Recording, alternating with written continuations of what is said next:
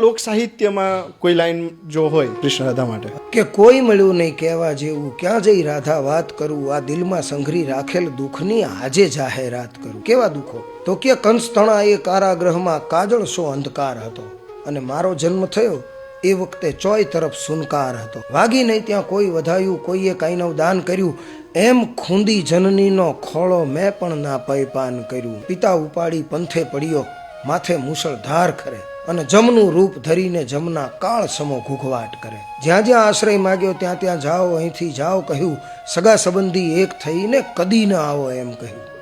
પછી પરાયે ઘેર રહીને ગોકુળમાં રહેઠાણ કર્યું, ચાર પગા જંગલમાં ચારી ગોપ બની ગુજરાન કર્યું. ત્યાં પણ મારી પાછળ પડ્યા તસ્કર રાજા કંસતણા, મારો જીવ લેવાને માટે વનમાં ફરતા વેરી ઘણા. મનહરણી રાધા તું મળતા દુઃખ બધા વિસરાઈ ગયા, ફરી ફરી એ તાજા થઈને આજે હાલે ખાઈ ગયા. એ પાછા આજ લખાણા. મને હતું કે હવે વિધાતા દુઃખ દઈને થાકી છે, પણ રાધા તું રીસાતા એમ લાગ્યું કે હજી મારે સાગર તરવો બાકી છે.